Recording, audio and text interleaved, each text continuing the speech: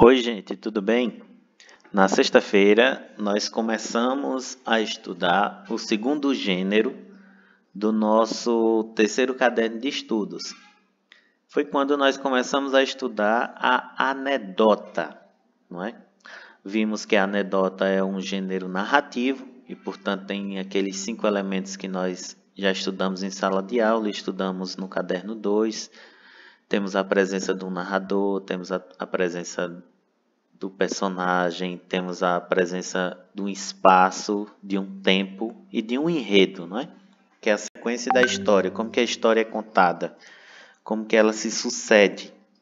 Pois bem, vimos também que a anedota é uma narrativa de fatos cotidianos e de fatos simples. Temos aí a presença também de uma linguagem simples, coloquial, e que tem como objetivo, primeiro, o que? Provocar o riso. E provocar o riso exatamente no desfecho inesperado, não é? Desfecho inesperado e que traz em si uma ambiguidade no entendimento. Pois bem, dito isso, hoje nós faremos nossa primeira atividade a respeito desse gênero, com base no texto aqui dessa anedota no barbeiro. É como começa a primeira anedota. E aí, seguindo já a lógica do nosso caderno, que vocês conhecem, vocês vão responder essa primeira questão aqui, que deve ser respondida antes de se fazer a leitura da anedota. E a pergunta é: observe o título do texto, e o título é o No Barbeiro. Que pressuposições são possíveis de serem realizadas apenas pelo título da anedota 1? Ou seja, o que são pressuposições? O que se pode antever? O que se pode julgar antes da leitura a partir do título? Ok? Então, lendo só o título, a gente pode criar quais expectativas, criar quais ideias? Ok? É essa a primeira questão. Quais ideias que se cria antes da leitura, somente a partir do título? Então você vai responder aí.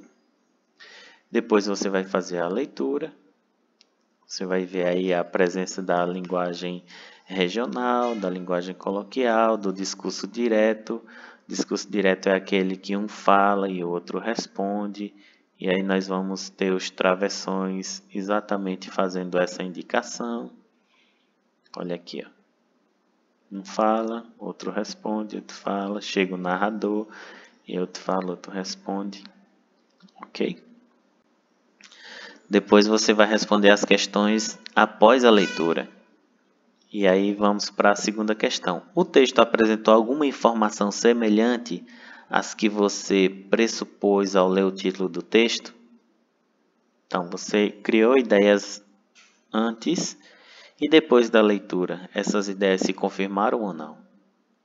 Terceira, o que provoca o humor no texto? Então, o que faz com que o texto seja engraçado? Então, você vai procurar a parte do texto que mostra esse humor, não é? Que é essa surpresa, quase sempre no final do texto. Você vai procurar para indicar aí. E aí, relembre os elementos da narrativa trabalhados nas unidades 2 no nosso caderno e identifique-os no texto.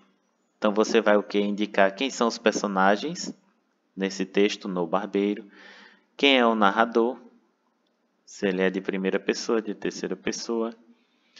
Você vai indicar o tempo e o espaço na letra C e o tempo na letra D.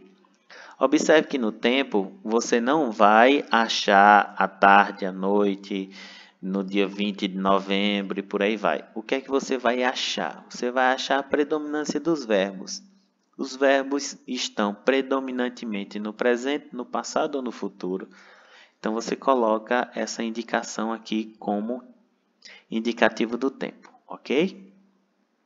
Na quinta questão, você vai observar essas palavras em destaque. Olha aqui, che e guri. Não é? Elas representam o quê? Um exemplo de linguagem formal formal, presente na região sul. Um exemplo de linguagem formal, presente em ambientes de trabalho. Um exemplo de linguagem informal, comum no cotidiano do gaúcho. Um exemplo de linguagem informal, comum em ambientes em situações formais. Um exemplo de linguagem culta, presente na região sul do país. Então, aqui você vai indicar a formalidade ou a informalidade desses dois termos em destaque. Tá bom? Lembremos que uma linguagem formal é quando você se apresenta em um lugar que exige de você um distanciamento, uma formalidade. Informalidade são quase sempre em ambientes mais familiares, mais que a pessoa se sente mais à vontade para usá-la, não é? Em ambientes que estão presentes mais pessoas próximas, comuns. Na questão 6, ainda sobre o mesmo trecho da questão anterior, essa partezinha aqui, que está destacada em verde, ok? Ainda com base nessa parte em verde, você vai encontrar a palavra bolicho. Essa palavra bolicho, ela poderia ser substituída sem perder o sentido por. Essa palavra ela é um tanto quanto desconhecida para nós. Eu mesmo não a conhecia, não é? Porque ela é de uma região diferente da nossa. Então, o que é que você vai achar? O que é que você vai fazer para achar o significado dessa palavra? Você vai ao dicionário, vai ao Google e vai buscar descobrir o significado dessa palavra. Então, essa palavra ela pode ser substituída sem perder o sentido por restaurante, mercearia, bomboniere, farmácia ou padaria. Ok? Então, essa é a nossa atividade de hoje. Bom estudo e qualquer dúvida, eu estou à disposição. Um forte abraço.